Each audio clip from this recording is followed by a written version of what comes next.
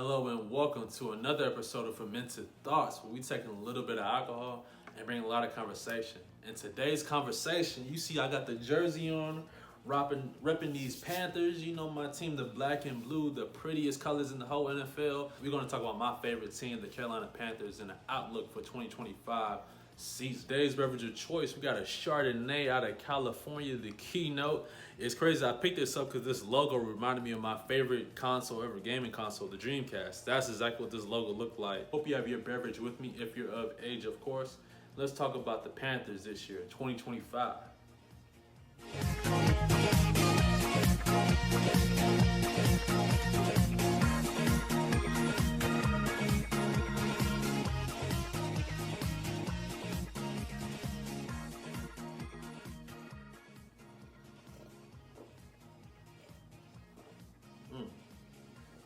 Oh man, and that's good right there. The more I drink this wine, the more I'm enjoying it. It got some caramel in it, and it's just super smooth and refreshing. Buttery notes to the caramel and the fruit smells. That's a pretty decent pickup if I do say so myself. Now to recap the 2024 season for the Panthers, I think it was obviously headlined by the benching of Bryce Young, which came about a couple of games in.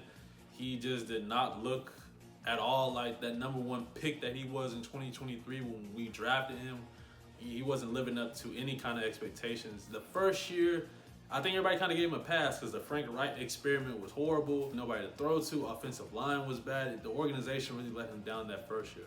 The second year, you could argue that even though some of those problems may have carried over, right, he himself just did not look like a confident player on the football field at all. It wasn't one of those situations where the stats don't show the whole story. Nah, those stats show the story. The offense, when Bryce was there early on, was not able to get anything going. And Andy Dalton had to step in and kind of show him how to kind of run an NFL offense with these set of skill players. And he came in, of course, I think it was against the Raiders. Instantly, we saw a boost in the offense with Andy, and it looked so competent. Obviously, you know, Andy Dalton, he kind of regressed back to the mean here. But in that, of course, we all know he suffered a thumb injury. Bryce comes back in, and the rest is kind of history in a sense. We kind of finished, record-wise, not very strong, but how we looked on the field looked a lot more competent and competitive than how we were initially when Bryce on the field, right? Those games against the Chiefs and the Eagles definitely stand out.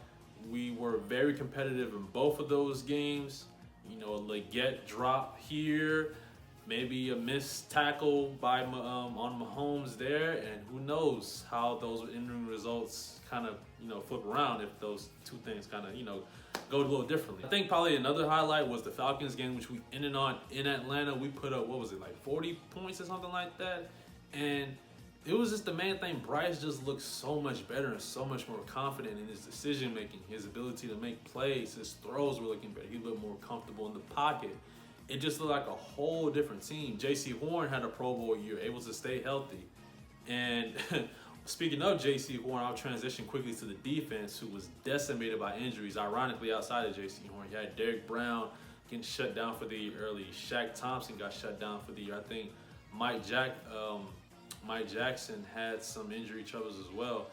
And even though the defensive struggles weren't all on injuries, I feel like Evero got a cop-out last year. He got a free pass last year because a lot of people was calling for his head because of how poorly the defense was playing. I'm like, it's a lot of injuries. Let's see what he had. Let's see what he can do with a fully healthy squad. Let's see if those numbers look a little different. And this year looks like we have some pieces. So Evero specifically, I ain't saying he on the chopping block, but he is on the chopping block. This defense needs to look competent like an NFL defense. We can't look like a runny nose like we did last year. We got to be able to put some stops together, stop the run, right? Especially the inside linebacker group. Who is going to be that standout player? So because of the Josie Jewell cut, who's going to step up and be that guy? On the offensive side of the ball, I want to see continued consistency throughout the year. We got, obviously, T-Mac came in from the draft. We got Jimmy Horn able to make the 53. The wide receiver room as a whole has been getting like a lot of low-key hype. You know, we obviously got Hunter Renfrow coming in. A good story, local guy out of Myrtle Beach area. It's a nice veteran piece, good route runner, able to teach those guys something, make plays when you need to. Obviously, I mentioned earlier, T-Mac, our #1 pick out of Arizona. It looks like him and Bryce have been having some great connections in training camp. Xavier Legette is a guy I think needs to step up this year. I remember Steve Smith was talking about on the preseason broadcast how Legette should be super hungry this year because he was our #1 wide receiver pick last year. He really established himself as that #1 guy.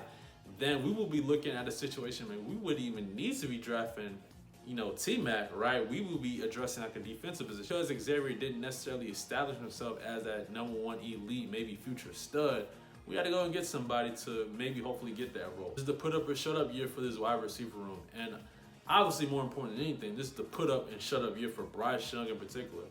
Like I said, the first year he had the Frank Reich excuse and kind of everybody kind of fell in that organization. The second year though, we saw what he could do.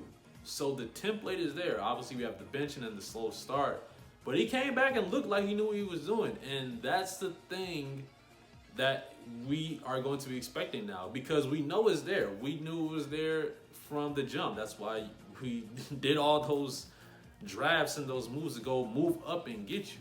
And now we've seen what you can do with these players. We have another consistency year of O-line, so that O-line should still be sturdy.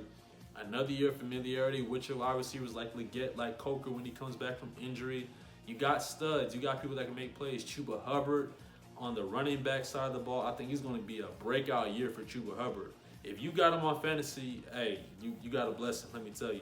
The main thing is really Bryce Young this year. This is going to be his third year, and this is the year where if he doesn't step up and put himself in that trajectory of I can really be a franchise QB, then now we have to talk about, okay, we have to just scrap this whole Bryce Young experiment and move on because clearly it didn't work. And hopefully, I hope that's not the case. I like Bryce Young. I like his character. I think he is a good fit for the city and the organization. But at the end of the day, you got to make plays. And if you can't make plays, then, hey, your job's in jeopardy in this league. Now, do I personally think he will? I hope so. It was easy last year to see what we did in those couple wins where we put up 40 against the Falcons and we were competitive against the Chiefs and the Eagles. It was easy to get hype and think we're some great team with these great weapons. Let's calm down a little bit, right? Let's just dial it back. Let's be a little bit more realistic. We only won 5 games last year, and there's a reason for that we only won 5 games. Finished third in the division. Not going to get the job done this year. The thing for me that I expect this year is for us to be competitive in the NFC South. It's deservedly so known for being one of the worst divisions in football, and because it's one of the worst divisions, it's for us a good thing in this sense because it's going to be up for grabs every year just about. This year being no different. Are we really expecting Baker Mayfield to keep having these decent years? I mean, this is Baker Mayfield we're talking about here. The Falcons are kind of in a similar situation where they're figuring out their pieces with Michael Penix and Drake London. You got Bijan Robinson. You got studs there. I don't think anybody outside of the Saints is leaps and bounds better or worse. I think assuming that Bryce plays well, kind of in similar form and fashion to that last kind of stint of the year, if we can kind of play and continue that way, then I think this division is up for grabs. One thing to be competitive with the Eagles and the Chiefs, those are goods too, but can we be competitive and not only be competitive but finish? That's a big thing that Dave Canales preaches in his post games, conferences and locker rooms. If you see, he always talks about the finish. You got to finish these games. That's one of the telltale signs between a good team and a bad team.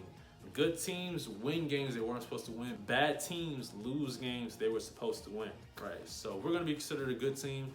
Let's huckle down. Let's make these games competitive. And let's talk about the future. Maybe next year is the year to make that playoff push. So I'm looking forward to this year. Very exciting. Got a lot of things to be excited about with Bryce, with T-Mac, a lot of the pieces on defense. Like I said, Chuba Hubbard, I think is going to have a breakout year. 7 to 8 wins is about what I'm expecting. Competitive in the division. The highest is 9 to 10. Anything below like 6, we cannot do 5 wins again. We can't stay stagnant in the same place. All right, that's just unacceptable. Our schedule isn't that difficult for us to be in the same place we were last year. So we definitely need to see improvement. Bryce Young needs to establish himself as the future of this organization. It's not time and it's not enough to meander around. Nah, put your foot on the gas and let's get to it early. Let's start strong. We got a easy, pretty much couple games to start. It can really be a telling point if by week 3, week 4, how we're looking and what it projects for the rest of the season. Tell me what you think about the Panthers this year or your favorite team. Let's talk a little smack. I'm always down to talk some smack. If you're a Cowboys fan or a Steelers fan, I might fire you up worse than others though. But as always, stay hydrated, stay moisturized. Let's have a good NFL season, y'all. I'm out.